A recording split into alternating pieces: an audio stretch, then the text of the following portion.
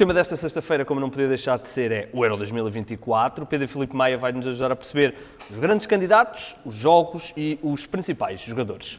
Pedro, ajuda-nos lá a perceber então quais são os grupos mais entusiasmantes da competição que começa hoje. É verdade, estamos todos entusiasmados para perceber como é que vai correr, tu se calhar um bocadinho menos. Não, mas fora de brincadeiras, 24 seleções, obviamente que há grupos que não são tão entusiasmantes assim. Eu destacaria dois, o grupo B e o grupo C. O grupo B é o da morte, não é? Digamos assim. Foi logo intitulado assim o grupo da morte e é aquele que vai criar mais expectativa logo de partida. A Croácia, Espanha e Itália vão lutar pelas duas vagas de qualificação e provavelmente até poderá sair daqui o terceiro melhor classificado para se apurar também, sendo que a Albânia claramente como outsider deste grupo e provavelmente para o último lugar. E depois o grupo C com Dinamarca, Inglaterra e Sérvia, mais a Eslovénia como outsider, mas Dinamarca, Inglaterra e Sérvia podem proporcionar aqui um grupo muito interessante, sobretudo pela Inglaterra e Dinamarca, mas também pela Sérvia, que tem sempre equipas muito competitivas e bons jogadores. Portanto, eu diria que estes dois grupos são o grande destaque e quanto a Portugal está num grupo, quanto a mim, bastante acessível, com a Turquia, que dará luta, a Chequia também alguma, mas diria que Portugal claramente favorito a ficar no primeiro lugar, num grupo menos entusiasmante, sublinhando então o grupo B e o grupo C como os melhores desta fase de grupos. A última vez que Portugal teve um grupo pouco entusiasmante, precisámos de 3 empates para ganhar aquilo. Olha, ajuda-nos a perceber também os principais jogos desta primeira jornada, vamos focar só na primeira jornada, quantos dias, que jogos é que vamos ter aí? Então, arrancando esta sexta-feira, explicando para já o esquema de jogos durante o dia, para quem quer marcar horas mais tranquilas para ver o jogo, se poder organizar. Vamos começar com jogos às 2 da tarde, depois às 5 e às 8. Este será sempre o esquema, à exceção do último dia, que é sempre o dia em que joga Portugal, ou seja, o dia que acaba cada jornada, em que só se vão jogar 2 jogos, só se joga o grupo de Portugal na última jornada, aliás, no último dia da primeira volta, e será sempre assim até ao final da fase de grupos. Portanto, Portugal jogará na terça-feira e nesse dia só joga o grupo de Portugal. Todos os outros dias terão pelo menos 2 grupos em discussão, um jogo de um grupo, 2 jogos de outro grupo e com 3 jogos por dia. Depois, o jogo de estreia é um Alemanha-Escócia, não será o jogo mais entusiasmante de ver. É interessante para perceberem que estado está esta Alemanha com tantos problemas que eles estão a ter, jogadores a pegarem-se, não é? É mais por aí, é para perceber já fazer um barómetro já de onde é que vai partir a Alemanha, que não se percebeu bem se é ou não candidata, se é ou não um dos favoritos, vai haver essa discussão e podemos falar um bocadinho mais à frente. E depois também a Escócia, que não sendo uma super seleção, é normalmente competitiva nestas fases finais, portanto não é um jogo de estreia entusiasmante, mas tem as suas razões para podermos ver e desde logo porque é em Munique, uma estreia da Alemanha no estádio do Bayern, é sempre espetacular. Depois, eu destacaria 3 jogos, um sábado, um domingo e um segunda-feira. Olha, democrático. Para não nos alargarmos muito mais. Mas sábado, um Espanha-Croácia, é logo um jogo grande, vai ser às 5 da tarde no sábado, é o chamado tal grupo da morte, e vai desde já dar para perceber entre os dois quem é que vai ser o primeiro a ceder pontos, podem até ceder os dois. Depois, no domingo, haverá um Sérvia-Inglaterra às 8 da noite, que é um jogaço também. Desde logo porque a Inglaterra parte como favorita, mas a Sérvia, como outsider deste grupo, pode já fazer das suas. E segunda-feira, a estreia da França contra a Áustria, não propriamente pelo jogo em si, porque um França-Áustria claramente com favoritismo para a França, mas é um bom jogo para percebermos também se os favoritos entram pressionados e começam já a ganhar. E segunda-feira, às 8 da noite, com este França-Áustria, destacaria também como um dos bons jogos dos primeiros dias, digamos assim. Olha, vamos falar de candidatos. Nós escolhemos aqui 5, não é? Sim. 5 principais candidatos. Vamos ignorar Portugal? Vamos ignorar propositadamente, porque amanhã vamos ter um dia só dedicado a Portugal. Vamos escolher aqui 5. Dá-nos aí as principais questões sobre cada um, não é? Se calhar um a um. Sim. Desde logo tivemos essa curiosidade, desde logo tu partiste com essa curiosidade de ver que as casas de apostas quem é que davam como grandes favoritas, e é curioso porque quase todas dão a Inglaterra em primeiro lugar. Inglaterra, Alemanha e Portugal aparece alguns em terceiro, alguns em quarto. Mas anda ali a lutar pelo pódio dos favoritos, digamos assim, isto indo aos factos, não é? Àquilo que as casas de aposta nos dizem, mas a Inglaterra surpreendentemente aqui a surgir como um dos 2 grandes favoritos. Eu colocaria mais a França em primeiro lugar, mas começando pela Inglaterra então, que é um dos tais 5 grandes candidatos. Diria que a Inglaterra está com uma pressão enorme, desde logo o seu treinador colocou essa pressão em si mesmo. Há lá Ruben Amorim, não é? Exatamente, dizer que se não ganhasse, que provavelmente sairia mesmo do comando técnico. E isto é quase dizer que somos favoritos a ganhar e tudo o que não seja ganhar é um fracasso. Portanto, ele próprio colocou essa pressão. Foi finalista do último europeu, portanto tem que estar dentro do lote dos favoritos, não como o grande favorito, mas um dos. Há aqui uma mudança geracional e que eu diria que o grande handicap da Inglaterra é não ter jogadores muito experientes a jogar fases finais, leva muitos jogadores de Premier League, obviamente jogadores batidos, mas jogadores que em fases finais não têm tanta experiência assim, e por isso esta pressão grande que há sempre em Inglaterra como é que eles vão reagir, e que vai ser de polos como sempre é nas fases finais. Quando ganharem vão ser os melhores do mundo, quando perderem já não prestam e por isso vai ser curioso perceber como é que a Inglaterra lida com este favoritismo que lhe atribuem. Depois punha aqui também a França como entre o primeiro e o segundo lugar.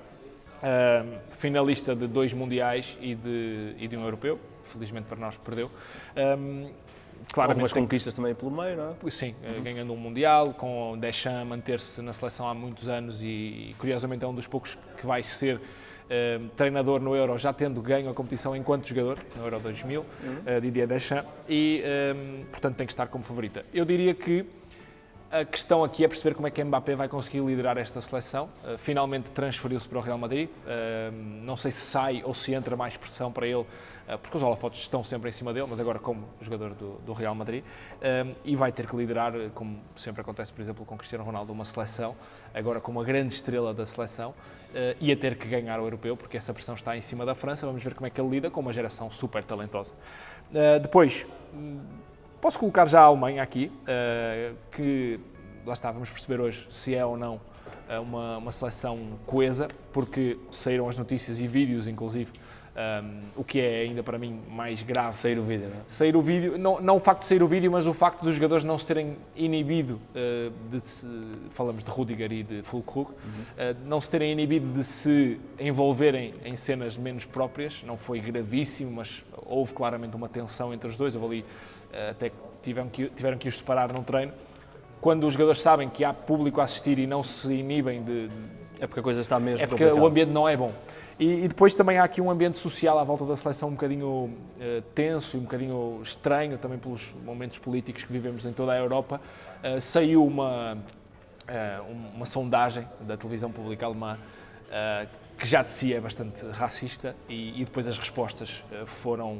Sim, a sondagem, só para ajudarmos, perguntaram às pessoas se preferiam ter uma seleção totalmente alemã, totalmente puro sangue, digamos assim, branca, caucasiana, ou se revêem nos jogadores negros que representam a Alemanha, e as respostas foram mais de 60% dos inquiridos responderam que preferiam uma seleção totalmente branca. Ou seja, isto não é saudável, digamos assim, para uma seleção que tem tantos e bons jogadores negros a jogar e tão bem pela Alemanha, e que pode aqui criar, se calhar perdendo o primeiro jogo, por exemplo, ou não estando a um nível que os alemães esperam, pode criar aqui também um ambiente pior para a seleção que joga em casa, e por isso este ambiente menos saudável que parece emanar da seleção alemã é preocupante.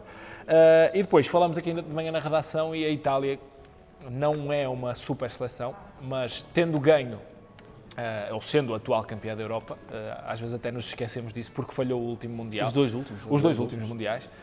O primeiro, já foi um choque. Falhar o segundo depois de ter sido campeã da Europa já é mais chocante um bocadinho.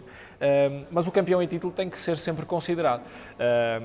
E eu acrescento aqui o fator Spalletti. Spalletti é um treinador muito respeitado, mesmo pelos jogadores que passaram pelas mãos dele, dizem que é um treinador extremamente respeitado. Às vezes peca um bocadinho pela gestão humana e a gestão de grupo. Foi pública a proibição de Playstations, por exemplo, num estágio tão grande, ou num mês de concentração, não poderem ter esta distração, mostra um bocadinho o que é Há jogadores demasiado competitivos na PlayStation. Exato. Mas, por outro lado, também comentávamos que é uma seleção que, não tendo grandes nomes que possam fazer esta diferença, como Mbappé e como outras seleções o têm, tem jogadores que vêm já num estado de maturação muito alto. 27 a 30 anos é a média de jogadores, dos grandes jogadores que vão ser titulares, estão entre estas idades, Donnarumma um bocadinho menos, mas é mas também já com uma experiência muito grande. Brutal. Portanto, curioso para perceber o que a Itália pode fazer, não o colocando no lote dos grandes favoritos, mas tem que estar como campeã, vamos perceber o que é que vai dar. E é por aqui, acho que... e a Espanha, claro. A Espanha não estando também um bocadinho no seu pico, olhando para o 11 da Espanha e dando aqui nomes, por exemplo, como Rodri, Nacho, Carvajal, Jesus Navas, Grimaldo, Morata, são jogadores muito experientes e que podem, misturados com Lamine Yamal, com um Pedri, com um Fermin, jogadores mais novos, podem criar aqui uma Espanha interessante. Estou muito curioso para perceber como é que eles se vão comportar. Estando ainda por cima naquele grupo, não é? Sim, num grupo da morte, que pode, obviamente, uma grande seleção pode facilmente ficar de fora naquele grupo. Itália e Espanha, uma delas poderá ceder. E o treinador da Espanha, não sendo alguém com um nome na praça, Luís de la Fuente, tem aqui também a sua prova de fogo para provar se é ou não capaz de liderar uma seleção não favorita, mas que tem sempre um nome de respeito. E eu colocaria este como o lote dos favoritos, além de Portugal, que tiramos desta equação porque vamos dedicar um bocadinho mais de atenção no próximo tema do dia à seleção portuguesa, mas eu colocaria estas como as favoritas e os temas dentro dos favoritos são estes que pairam no ar em cima destas seleções. O tema do dia que, a partir de agora, vai estar também disponível aos fins de semana, portanto, todos os dias. Sim. Olha, vamos mudar o foco de equipas para jogadores. Fala-me aí de candidatos a melhores jogadores. Eu voto, e já tenho aqui uma série de apostas na relação, João Félix. João Félix, é um voto polémico. Mas Arriscado. é arriscado, mas eu percebo-te porque nestas fases finais, um jogador que, por exemplo, com o talento do João Félix, tudo é possível, e correndo bem, estando encaixado na equipa certa, na dinâmica certa, Embala, não é? pode embalar e pode fazer um curto torneio tornar-se espetacular. Por exemplo, lembro-me de Renato Sanches no Euro 2016, que foi talvez o seu pico em mais tenra idade, depois não deu aquilo que prometeu no Euro 2016 e naquela temporada, mas pode acontecer este tipo de fenómenos e não excluo o João Félix, mas eu não o pus na minha lista. Fui ver por curiosidade quem eram os jogadores mais caros da Fantasy do Euro, e é Mbappé, Kane no top, depois Ronaldo, Lewandowski, que não vai Está começar em dúvida, não é? Aliás, não joga o primeiro jogo. não joga o primeiro jogo, vamos ver se joga os próximos, porque é uma ruptura muscular e demora sempre pelo menos 2 a 3 semanas, vamos ver se dá para acelerar. E depois Griezmann e Lukaku, este é o top dos jogadores mais caros. Eu não coloquei, por exemplo, Lukaku na minha lista, a minha lista era Mbappé, como para mim o favorito a ganhar. Eu diria que este é o unânime, não é? Sim. Bruno Fernandes e Ronaldo em Portugal. Bruno Fernandes pelo desempenho em campo, Ronaldo, aliás, os dois em campo, mas diria mais o Ronaldo pela estatística, porque é sempre um jogador que pode fazer, aliás, é o melhor marcador em fases de grupos de europeus, pode sempre fazer muitos golos. Depois Phil Foden, Harry Kane e Bellingham na Inglaterra. Se correr bem a Inglaterra, eu acho que estes são os 3 favoritos a poderem também serem candidatos a jogadores do torneio. Rodri na Espanha. Por exemplo, ele foi o melhor jogador quando o City ganha a Champions, foi o melhor jogador da Champions League. Não é um jogador que faz golos, mas é um craque que pode, a Espanha chegando a uma final, por exemplo, ser considerado o melhor jogador do torneio. E depois na Alemanha, Wirtz e Musiala. Wirtz porque é o jogador da moda, vem embalado de uma grande época. Musiala, pelo talento que tem, pode decidir muitos jogos.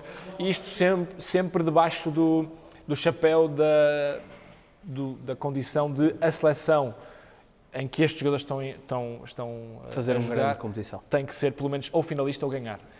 E por isso é que eu trouxe esta lista um bocadinho mais alargada, porque depende sempre do desempenho coletivo. Um jogador que fique na fase de grupos nunca vai ser considerado o melhor do Euro, portanto, sendo que os favoritos podem chegar sempre à final ou ganhar, esta era a minha lista como os favoritos a ganhar a bola de, nem sei como é que se chama, não é bola de ouro. O prémio é bonito. É uma bola de prata, uma chuteira de prata, mas são os favoritos a ganharem o melhor do europeu.